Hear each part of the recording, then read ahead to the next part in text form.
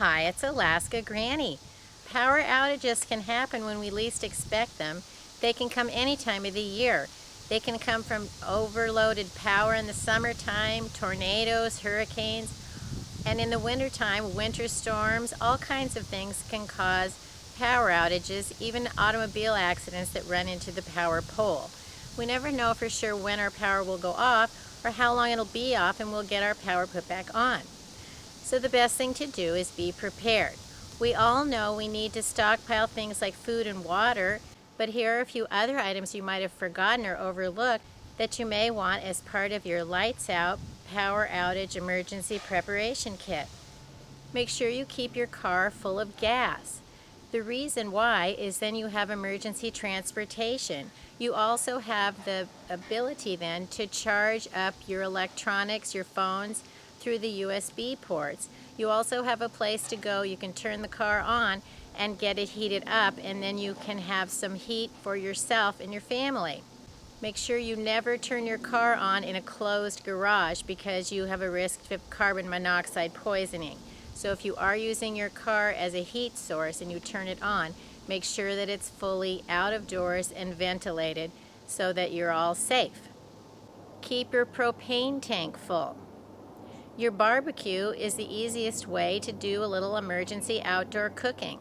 Some barbecues, like this one from Weber, has a built-in gauge that tells you how full the tank is. Otherwise, you can buy an inline gauge that attaches to your tank and the hose, and when you turn on the tank, it tells you exactly how much is in it. Keep your tanks full and even get an extra one to make sure you have the ability to cook the foods you want. Then the strategy is eat the foods in your refrigerator first. They're going to spoil first. Then you would eat the foods out of your freezer because they're going to thaw out over 2 or 3 days. Then you would eat the foods that are in your pantry. One way to ensure food lasts longer in your freezer during a power outage is if you store containers of water in the freezer. They freeze into blocks of ice, which will melt very slowly and help your freezer stay cold longer. Plus, when they do thaw out, you have another source of some fresh drinking water. Something that's been extra handy for me is a solar charger. I bought this solar panel from Anchor, and it folds up nicely, and then you can open it up. It works in direct sunlight, it works on a cloudy day, it even works in low light. It works better in full sun, of course, but you're still going to be able to get some power to charge up necessary items. Inside the front pocket are 2 USB ports, and there's a red light that tells you when it's in direct light. If the solar panels aren't getting enough light, it's not going to turn on, and it needs to be turned on for it to work. One of the strategies that I use is to plug in and charge some external battery packs. Then I can use those to do a faster charge on my iPad or my phone. It's also a great place to charge up a USB flashlight. The solar charger is a great thing to have on hand, whether you're having a power outage, you're going camping, off-grid living, or you're just out for the day at a festival. You can bring it along and make sure that you keep your phone charged.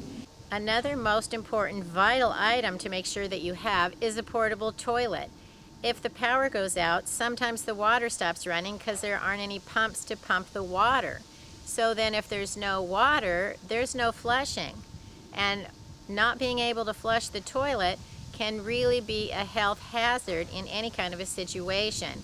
If you have a portable toilet and you've loaded it up with supplies, you have the ability to use the potty, get rid of it safely until your power and your water are restored.